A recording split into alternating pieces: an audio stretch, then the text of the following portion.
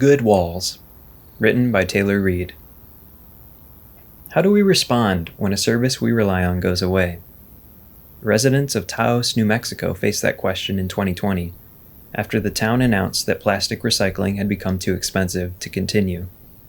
Taos isn't alone, with China refusing to accept recycling from the US and a waste transfer station in our own Antrim County closing because of unaffordability. Recycling as we know it is in peril. As these services decline or disappear, what are our choices? Additionally, the existence of operational recycling facilities doesn't fix everything. Many plastics that qualify for recycling, and even ones put in the recycling bin, are not, due to limited capacities of facilities, unwashed materials, the cost involved, and the lack of markets for recycled plastic. The buildup and storage of this recyclable waste material, along with all that couldn't be recycled in the first place, leads to degraded land due to the leaching of microplastics. These microscopic bits of plastic persist in the soil and end up in food chains and aquifers. These sources of contamination in the United States have historically been concentrated in low-income areas, and in Black and brown communities in particular. This inequality is mirrored internationally as well. Plenty of waste, including recycling, ends up in impoverished nations that lack the infrastructure to manage it. These trends raise another question. Even if recycling as we know it is available, is it our best choice? With recycling services shut down and no conception of a responsible long-term solution, Taos families began stuffing their plastic into garbage bags and tossing them into their garages to sit.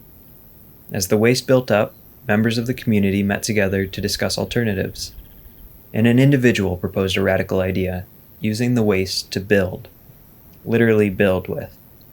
He had experimented with combining framing techniques used in seawalls and erosion barriers with compressed plastics, and thought that the town's problem might show itself to be an opportunity. Local organization TILT, Taos Initiative for Life Together, took the project on and christened it the Repurposing Plastic Project. They began to accept the community's rinsed plastics at a storage unit drop-off location, confirm they were dry and clean, and crush them underfoot.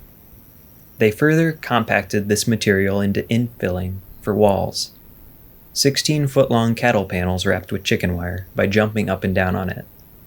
These wall sections were then laid like giant bricks into a framed-in wooden structure, and then overlaid with stucco to prevent the exposure to sun and wind that would cause off-gassing.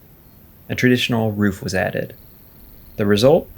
A simple tool shed that looked like any other adobe building. Word spread, and not long after, the team was hired to build windbreaks, walls, and benches at the local farmers market. The Repurposing Plastic Project's efforts continue today. They raised support to purchase a plastic baling machine, utility trailer, magnetic car door signs, and to rent a billboard and location for the storage of plastics.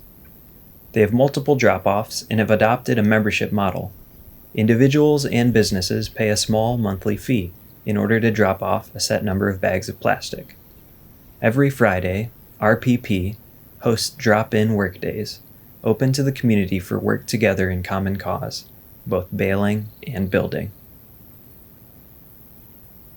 The project does have limitations. People tend to think that the construction method is free or cheap because it reuses materials. It's not. It's slow work that takes many hands. The RPP website reminds visitors that the endeavor is very part-time, and thanks them for their patience. Much of its draw is not due to its convenience, but the ethic behind it. Organizers believe that the initiative has merit beyond what can be seen in small projects. We might consider other solutions to the problem of trash buildup. There are fixes that aim to prioritize scale, efficiency, and cost, and transform the waste system as a whole through the application of money, technology, and innovation. For those without adequate access to those resources, money, technology, innovation, the RPP presents a compelling model of community involvement, civic responsibility, in the scale necessary for an individual to comprehend. A person discovers that transforming their own waste into needed infrastructure gives them a sense of power.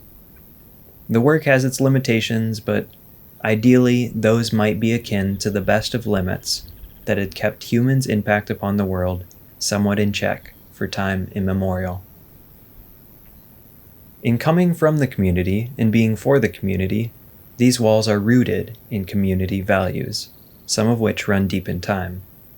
Rhino Herrera, one of the project's lead organizers, has spoken of his work as connecting him to his ancestors' knowledge of the land, as well as to the practices that preserved a healthy watershed for his generation.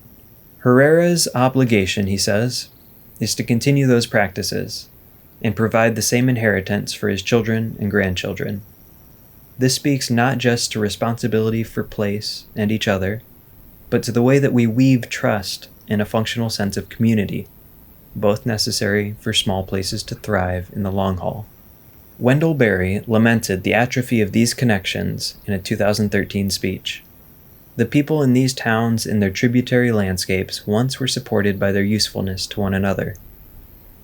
Now that mutual usefulness has been removed, and the people relate to one another increasingly as random particles.